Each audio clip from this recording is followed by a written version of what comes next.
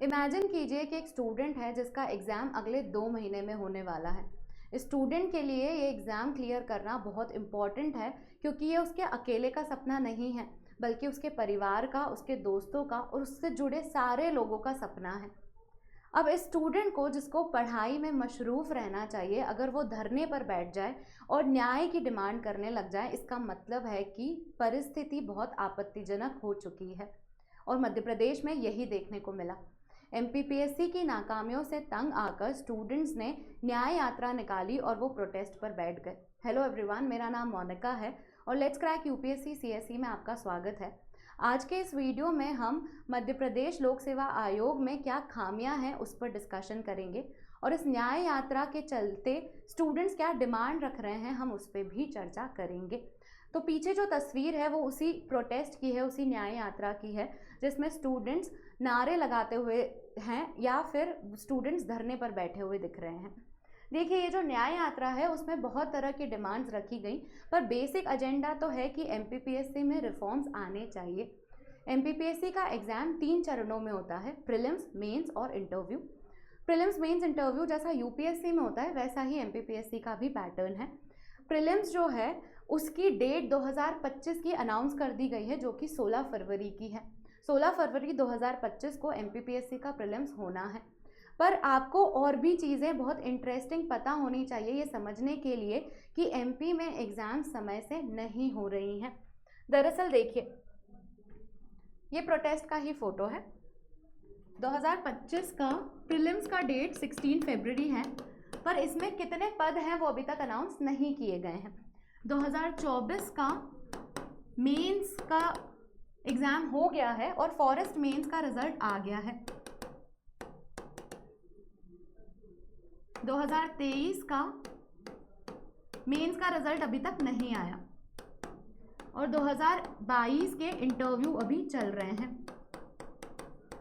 जैसा कि मैंने आपको बताया, प्रीलिम्स, मेंस, इंटरव्यू 3 स्टेजेस हैं, तो आप देख पा रहे हैं कि 2022 से कोई भी परीक्षा का फाइनल रिजल्ट देखा ही नहीं है और जितने भी फाइनल रिजल्ट आए हैं वो भी 87:13 फॉर्मूले की वजह से अटक चुके हैं। ये फॉर्मूला क्या है उसके बारे में भी अभी हम चर्चा करेंगे, पर आप यहाँ पर देखिए 2022 के इंटरव्यू अभी चल रहे हैं। 2023 का मेंस का रिजल्ट नहीं आया है। 2024 का फॉरेस्ट मेंस का रिजल्ट आ गया है और इसका स्टेट सर्विस का मेंस का रिजल्ट अभी नहीं आया है। और 2025 का प्रीलिम्स का डेट अनाउंस हो गया है, पर उसकी वैकेंसी अनाउंस नहीं हुई है। तो आयोग जो है वो कोई भी एग्ज़ाम पूरी तरीके से नहीं करवा पा रहा है और ये कहीं ना कहीं नाकामी दिखा रहा है इस चीज़ की। अब जो रिजल्ट अनाउंस हुए हैं वो भी 87:13 फॉर्मूले के चलते डिबेटेबल है। अब ये फॉर्मूला क्या है उसके बारे में तो हम चर्चा करेंगे ही, पर अभी जो प्रोटेस्ट हुआ है उसके बारे में डिस्कस कर लेते हैं। ये प्रोटेस्ट में डिमांड रखी गई कि यहाँ पर जो वैकेंसी अनाउंस हो वो 700 से ज़्यादा पदों पर हो। दरअसल स्टूडेंट्स को इंटरनल सोर्सेज से पता चला कि 2025 का जो नोटिफिकेशन है उसमें सिर्फ 56 वैकेंसी ही आने वाली है। अब ये इन्फॉर्मेशन कितनी सही है वो तो नहीं पता, पर उससे स्टूडेंट्स में और अप्रोर हो गया कि मध्य प्रदेश अपने आप में बहुत बड़ा स्टेट है और उसमें 56 जैसी वैकेंसी, मतलब 56 इतना कम नंबर वैकेंसी का अगर निकलेगा तो वहाँ का यूथ जो अपनी बहुत सारा टाइम, एनर्जी और डेडिकेशन इस एग्ज़ाम को दिया हुआ है उसके लिए बहुत ही चैलेंजिंग हो जाएगा इस एग्ज़ाम पे और रिलाय करना। तो डिमांड रखी गई कि अब की बार 700 पार, 700 से ज़्यादा वैकेंसीज़ की डिमांड रखी गई।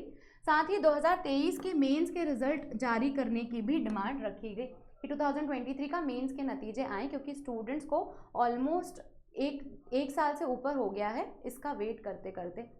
अब यहाँ पर इसके अलावा भी चैलेंजेस हैं। ये तो हो गया कि एग्ज़ाम में रेगुलरिटी है, पर दूसरा चैलेंज है कि प्रीलिम्स का जो पेपर है उसमें भी बहुत सारी गलतियां हो जाती हैं आयोग से और उसके चलते स्टूडेंट्स का बहुत ज़्यादा समय भी बर्बाद होता है इस एग्ज़ाम के पीछे।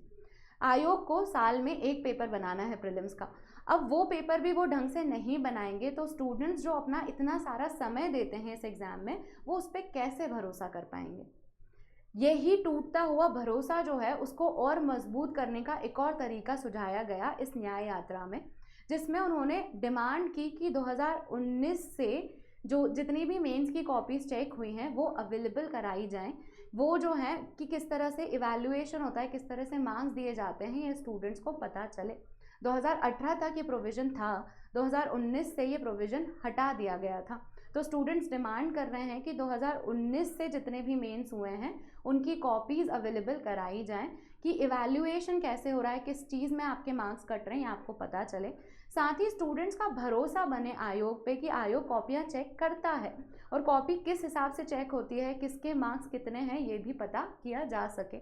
दरअसल अभी जो बच्चे सिलेक्ट होते हैं सिर्फ उनकी ही मार्कशीट्स अवेलेबल की जाती है और बाकी स्टूडेंट्स को पता भी नहीं चलता कि वो कितने मार्क्स से अपनी ड्रीम जॉब से पीछे रह गए हैं। तो इस तरह की डिमांड्स जो हैं वो स्टूडेंट्स ने रेज़ की। ये डिमांड यहाँ पर आप देखेंगे तो MPPSC मेंस की कॉपीज़ दिखाई जाएं और मार्कशीट अवेलेबल कराई जाएं। साथ ही MPPSC के 2025 के जो पद हैं वो 700 से ज़्यादा हों। MPPSC 2023 मेंस का रिज़ल्ट अनाउंस किया जाए और MPPSC प्री के जो प्रश्न हैं वो सही से बनाए जाएं ताकि उसके दो आंसर्स ना हो या आयोग को क्वेश्चन हटाने की नौबत ना आए, एक ही पेपर बनाना होता है।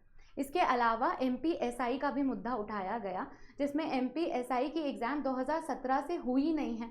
तो इमेजिन कीजिए एक ऐसा स्टूडेंट जो MPSI की तैयारी कर रहा है और एग्ज़ाम का नोटिफिकेशन ही नहीं आ रहा है इतने सालों से। तो इस तरह की चीज़ें ना हो, आयोग की तरफ से क्लैरिटी मिले, आयोग की तरफ से और ज़्यादा स्टूडेंट ओरिएंटेड अप्रोच मिले ताकि स्टूडेंट्स अपना ड्रीम जॉब परसू कर पाएँ।